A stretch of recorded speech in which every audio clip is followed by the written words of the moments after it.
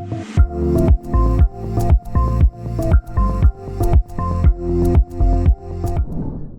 to yet another episode of Talent Management Insights. In the last few episodes, we spoke about the Great Resignation. We spoke about the difference between leaders and leadership. And in this episode, we will be talking about yet another interesting aspect of the talent management space. Our guest on this episode is an industry veteran with over 36 years of corporate experience in the areas such as sales and operations, leadership and organization transformation. He has worked extensively in domains such as IT and the manufacturing space. As a consultant, he has worked with clients across IT, finance, banking and insurance, manufacturing, government, as well as the hospitality sector. He's a global Indian who's lived and worked in Singapore, US, and Canada, as well as traveled across 25 different countries. I would like to extend a warm welcome to Anand Pillai, the Managing Director of Leadership Matters. Thank you, Vikram, for having me in your show. So I think, Anand, when we talk of these high potential employees, as you mentioned, right, who exhibit leadership, who respond favorably to these enabling factors, who step up, who add to the entrepreneurial culture or that startup culture in an organization. So, are these a breed that is spreading wide, or does one need to look? Are these far and few in between? So, how does one identify these high potential employees, and how does one go about dealing with them? There are various frameworks. There are various models for identifying leaders. So there is one model which is used by corporate executive board, which has got on the x-axis, on the y-axis, they've got the aspiration, and on the x-axis, they've got the capability. So what happens is you've got low capability or high capability, and on the y-axis, you've got low aspiration or high aspiration. A high potential is one who is high on capability as well as high on aspiration or motivation. In fact, SHL uses a very nice instrument called motivation quotient. There are a lot of people who have got a lot of potential, but they are not motivated enough to use that potential. On the other hand, there are a lot of people who are very highly motivated, but they don't have the capability. They will be what I would call essential material for the learning and development department. Because they have high motivation, but they don't have the capability, so you can put them into a capability building program. There are, on the other hand, people with very high capability, but they are not motivated. They don't have the drive. They don't have the compulsion.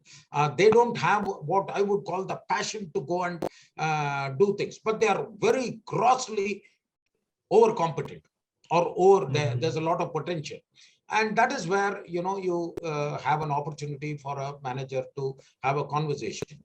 But combined with high potential and high motivation, you also need to have high engagement in the organization.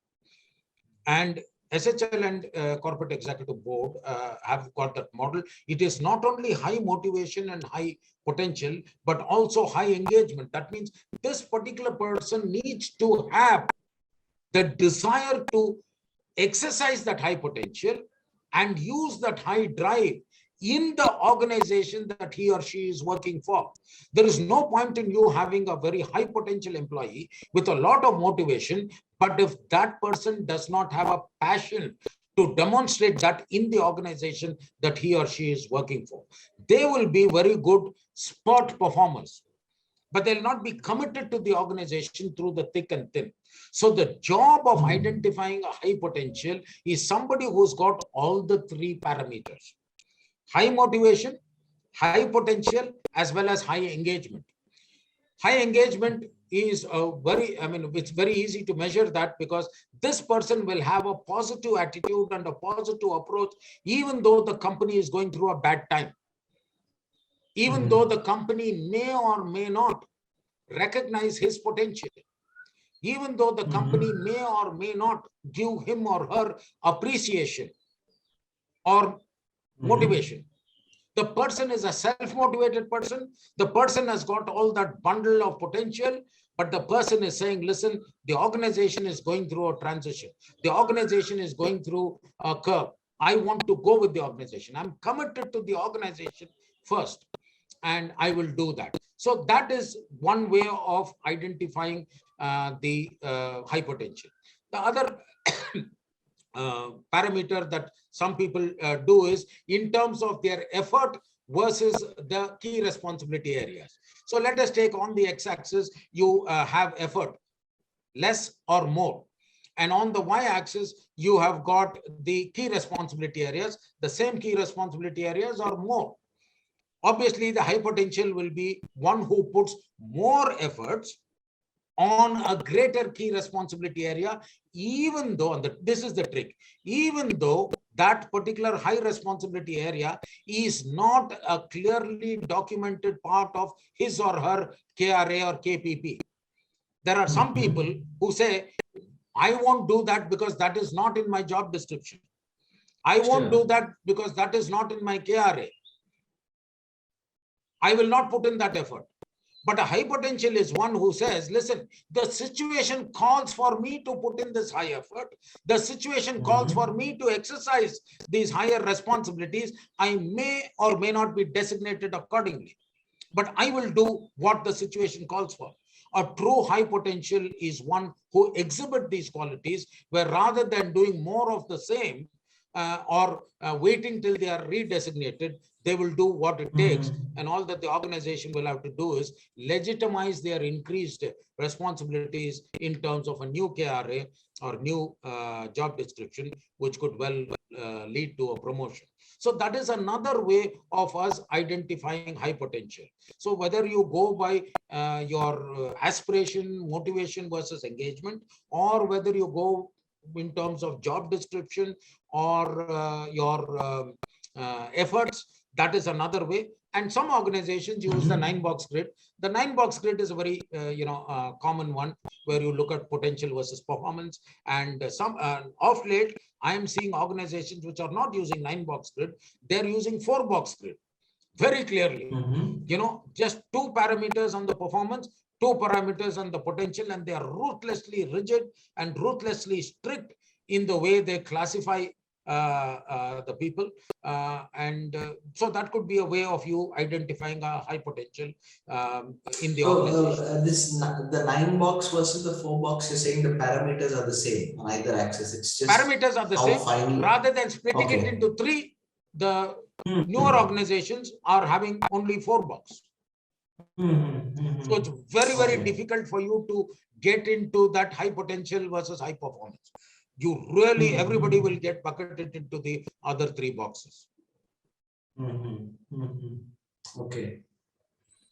And they have a policy, and this particular organization that I'm talking about, they have a policy, only 5% of the organization will be termed into the high performance and high potential. And that will be on a global basis, not just on a regional basis. Okay. So you're clearly identifying and holding on to them, grooming them, and giving them the right inputs to keep them at the forefront. Yes. Yeah, and they have another statement which says, many are called, few are chosen. So what they do is they say, listen, this is what the scenario is, but this is what we are doing. And one other thing which I really liked in the organization, in many organizations, they have what is known as the secret hypos. I mean, that is not going to help you. So they the right thing, the question that many people ask is it right for you to declare your hypos? Because in the process of you declaring your high potentials or high parts, you're possibly discouraging others. So in my opinion, crowd starts becoming heavy, as you say. Yeah, for that person on one side, you put him or her on a pedestal and you have discouraged others. So the right way to do that, in my opinion, is to declare people as high pods for a particular time and for a particular journey. So you can say, listen, these are the high pods for this year, which means the others who did not make it to the cut, they've got an opportunity. And these people who made it to the cut, they will be revisited next year. But this sort of cyclical, passing everybody through that and giving everybody a chance to be in the limelight or in the hot seat. Does this have its pitfalls in the sense like you said, designating somebody a hypot would potentially discourage others. At the same time, cycling everybody through being a hypot for a specific period of time. What happens once you've passed that hypot designated period? Then do you go back to being part of the group, or do you continue that? How does one maintain that Yeah, momentum? Vikram, I'll take it one step backward. The key for all this must have a transparent and a well-documented process that is clearly visible to everybody. It must be completely objective. The moment I make it subjective, the moment I say, listen, this is how we decided that you were a hypot. This is how we decided that you were, and that must be documented, that must be measurable as much as possible. If that is there, then the people who got selected or did not get selected will not get upset that they got selected or did not get selected. Will not get upset if they did not get selected, and will not be super, infatuated or super excited if they got selected, because there was a clear process. But on the other hand, if we say that this is a very subjective process, or this is, what I did for this year, and I hold the right, and, that does not give any sense of confidence to the people. So before I go forward, before you declare your hypos public, you must declare the process that enabled you to identify the hypos very publicly, and that must be freely accessible before the declaration rather than after the declaration. See, there's no point in asking people to run the race and afterwards you declare first prize, second prize, and third prize if you do not tell the people what are the rules of the race, that you need to run in this track, that you need to do this, you need to do that. People run helter-skelter and suddenly you declare a winner. So you not only should have a well-documented process, the documented process must be known to all the participants at the beginning of the journey. And you also need to say that this is the end of the journey for this particular phase, and after that, we will take it forward. So there is merit in announcing it, but there is also demerit in announcing it without having a process. Sure. So, Anand, given that, assuming we follow these best practices and have the right process to designate somebody a hypot, and I would think at any given time you would not have more than maybe say 5, 10, 15% of the organization would be designated hypots. So what does one do with the remaining 80, 85%? How do you work on retaining and motivating these people? Because I think they are also critical to the success of the organization. Yeah, first of all, that particular process, the person who is designated hypot, he or she does not become out of the job line or out of the, leadership line. He or she will be doing whatever they are doing in a different manner. The others also will have their own KRA. The others also will have their own performance and potential being measured. So it is unfair to say that 5% who are declared hypos will be treated separately and differently, whereas the rest of the 95% are going to be treated separately and differently is not the right approach. That individual will know that he or she is declared as a hypo, and it is a tripartite agreement. Why do I say it's a tripartite agreement? It is between the reporting manager, the reportee, and a particular moderator, for want of a name, let us say it's HR. These three people will have to agree that you are going to be a hypo for this particular stage, which means you will have high expectations. You will be required to put in a lot more effort than the others. There is more paying, and therefore there is more gain. But that is something that you will have to sign up for. And because there is more expectation of you, there is more reward for you. But you can't say, listen, I want to get that more reward, but I'm not able to put in that much effort. And that you need to decide at the beginning of this journey or the beginning of the year. And that's something that is there. So there are a lot of people who are declared, and I had one situation in the earlier organization. He was declared as a hypot. He knew that he had the potential.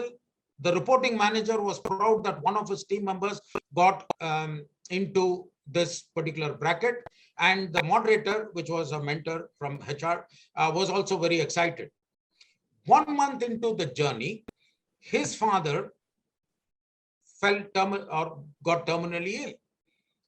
And he was a really responsible person. And he said, listen, I love this higher responsibilities that is given of me. I love this fast track that is given of me. But there is a change in my personal situation. I am not in a position to put in that high effort. I'm not in a position to step onto this fast track and therefore deliver that higher deliverables that the organization expects of me in this new role. And therefore, I want to exit the fast track program and get into my earlier program. It's not that I will do lesser of that. I will do whatever I am doing there. But I don't have the energy, the bandwidth, and that particular time now that my father is critically ill.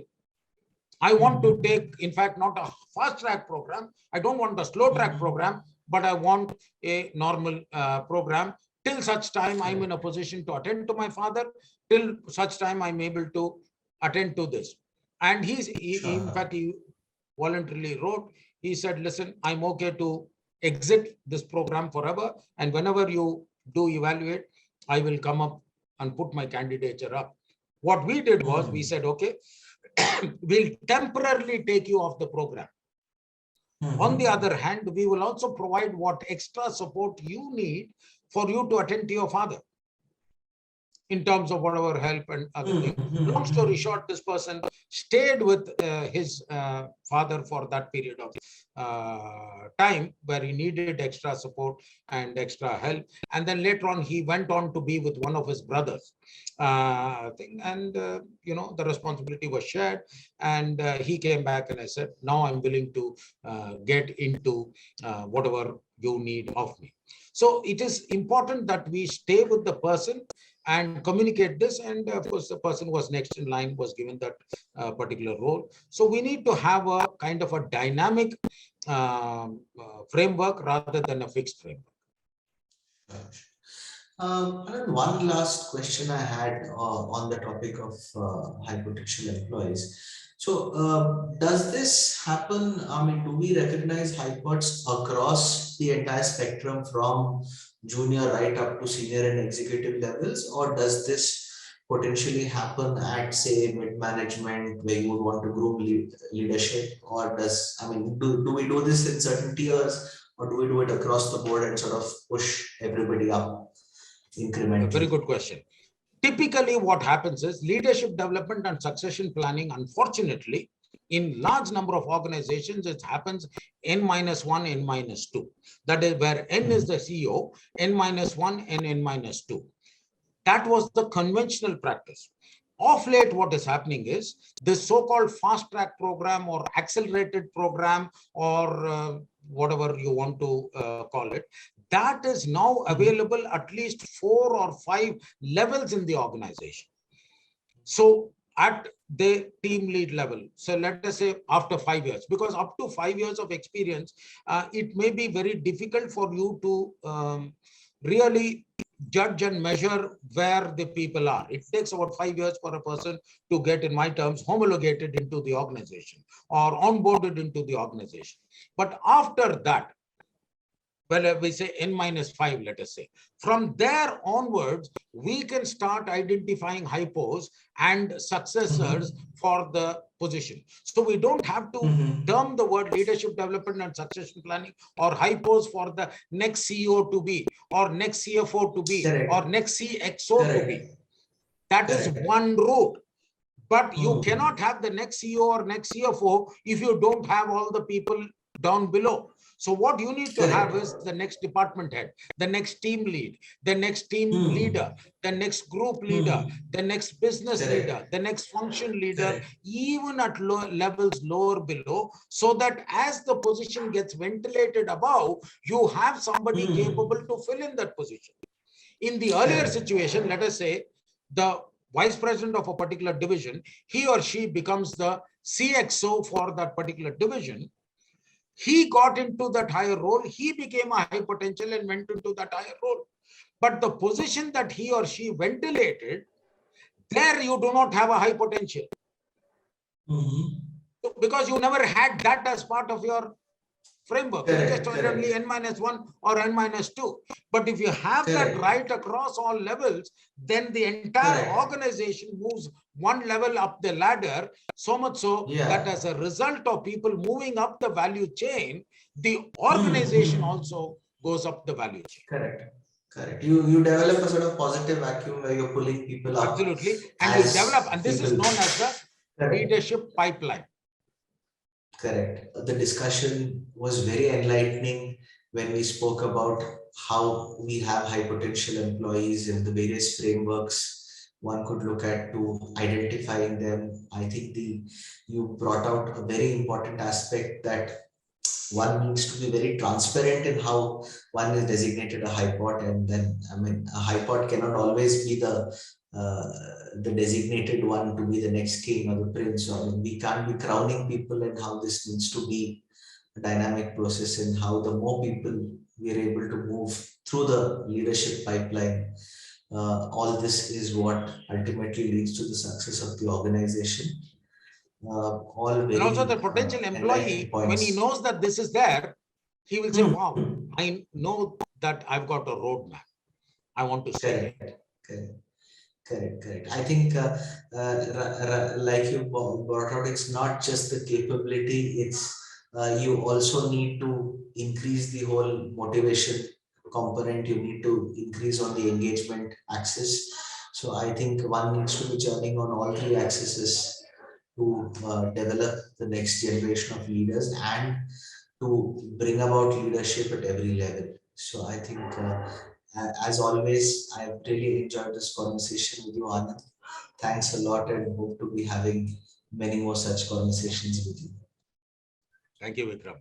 Thank you. I really hope this message goes out in the market where people need to bet their future on an organization which has got a future for them, rather than jumping at the first available opportunity and just leaving, but be part of the organization and grow with the organization.